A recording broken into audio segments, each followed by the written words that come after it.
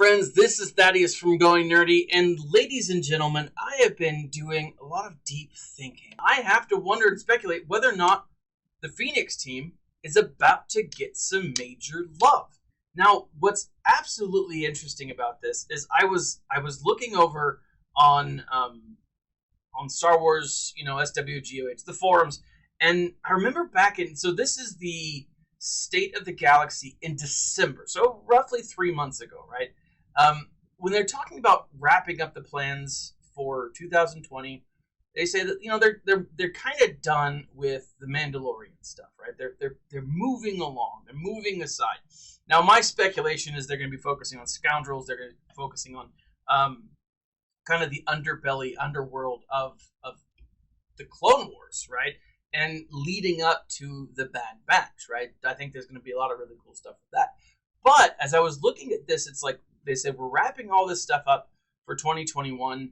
Large and small, we've made adjustments, and we're going to be making, moving on in the future. It says, going into the next year, we have an eye towards the continuing expansion, which we know to be these new grand things that are galactic, whatever, that they are going to be adjusting or introducing sometime soon. Renovation, which I think is actually going to be what the forum looks like, what the actual cantina looks like. I think we're going to see a lot of consolidation of floor space, and I think we're going to be looking at a brand new cantina. I think that's the renovation they speak of, and our mini systems and characters. Now, when I thought about characters, I was like, okay, lots of great characters in the game, but many of those great characters have a very specific use, and once that use is done, then they're not needed anymore. Case in point, the Pheonix Squad. Once you unlock Thrawn, and maybe to the same extent, Palpatine, depending on how you get your Jedi up and Yoda. But once you've unlocked those characters, there's no end game use for them. Early on in PvP, we did have some use where you could put walls of Pheonix teams up for your guild. You could put you put your Pheonix team up on GAC, but they're not super great anywhere, right? With all these new characters coming out, they're just not. They haven't held the same standard. Now, I know that part of me is thinking this. Part of me is leaning towards the Pheonix team, because I'm going back through and I've created 2 new accounts and I'm farming Pheonix again, and so they're definitely at the forefront of my mind. I just finished listening to A New Dawn, a Star Wars novel. This is the first novel that introduces Kanan and Hera. It's the first novel of the after the Disney purchase. Gotta say, it's actually a really good book. If you guys are interested in audiobooks, as I always recommend, check out the section below and you can find a free Audible book or free Audible subscription, 2 free books, 1 month, absolutely free. Every time you sign up, you help the channel. Super great books, though. Absolutely wonderful. But as I look at the Pheonix team, I keep coming back to this idea that they're not as good as they could be. You have Hera, Zeb, Ezra, Chopper, Kanan, and Sabine. If you look at their kits, they're very simple, very straightforward. And part of the reason why they do that is simply because they share these unique abilities, right? So Chopper shares his, Ezra, Hera, Sabine. But all of them share these different abilities with each other as long as Hera is in the lead. And when I've been thinking about that, I've been thinking, well, that's really cool. And one of the main characters that people were really upset about when this first came out was this Ahsoka Tano Fulcrum. She is not a member of the Pheonix Squad as far as this goes, as far as her character goes. She's actually an interesting character. She's a light side attacker and a rebel, but that's it. She's not listed as a Jedi, which, depending on where this character was pulled from, I can totally understand. But as I look at this, and these last couple of days, I was wondering, what would she be like if she were on the Pheonix team? And the answer is she and the Pheonix would be pretty powerful, I think. I think that the Pheonix team would get a pretty good buff with just by giving her the Pheonix tag.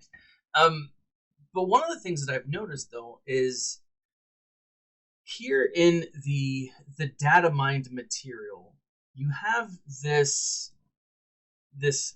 stuff. This was pulled from the Datamine. I believe it was on the 9th of February, the first one, and then again on the 10th of February, this bigger one. So the first one here, it says Phoenix Squadron Bundle, Gear 12 Mega Bundle 1, Gear 12 Mega Bundle 2. Now, I've been thinking about this. Why would anyone want to Gear 12 any of these characters? I mean, if you love the Phoenix Squad, by all means, gear them up. But even at Gear 12, and I have Hera and Ezra Gear 12 because I'm weird like that, but why would people want to gear them up? Unless there was something coming for these characters. And what I mean by that is simply a rework. Now, maybe each character gets an additional ability. Maybe each character gets a tweak to their unique ability. Because, again, under a Hera lead, they're going to get some really awesome buffs, right? So you don't want to make them overpowerful, but at the same time, you still want them to be viable. Being that the Pheonix team is a new player's first faction that they pursue, right? This is one of the first things that most players go after. Having characters that have end-game viability is huge and would be huge for if they made the adjustment. Now, again, on the 10th, you have this ship connection, right? So the bigger little section here, it says Rebels ships call to arms bundle description, and it lists out all the Rebel ships that you could be getting, so on and so forth. But what's interesting is you're getting character ships or character charts. You are, yes, getting blueprints for their ships, but you're also getting these character charts. So again, something is coming for the Rebels. Is it specific to the Phoenix Squad? I feel like it very well could be. One of the things, though, is now that Season 2 of The Mandalorian is over, they've got to be pushing towards something else. Now, they did say over here in the State of the Galaxy that they are moving away from the Mandalorian characters. But you could argue that Ahsoka Tano, being in one episode, right, isn't a Mandalorian character. They could be pushing her to be viable in a different use. Now, they could also be preparing for maybe these characters will be needed for this next galactic event thing that they're going to be pushing out. Maybe the Phoenix Squad will have a specific role to play in that. If that's the case, then that would be awesome, right? That'd be really cool if you got like a bonus for using the Phoenix. I don't know. I think one way or the other we'll find out here in a little bit. Now, if it's not the case and they're going to be start introducing additional characters, I could see absolutely one character that we've all wanted is the Grand Inquisitor. I think a Grand Inquisitor with Vader would be amazing. The Inquisitorius would be absolutely awesome. The Grand Inquisitor, the first, second, third, fourth, sixth, seventh sisters, brothers, all of them being introduced to the game. Even if you didn't give us all of them, one or two of them would be amazing. And then would then potentially lead into other characters like the crew from Jedi Fallen Order. It would be really awesome to see Cal Kestis in this game. Right?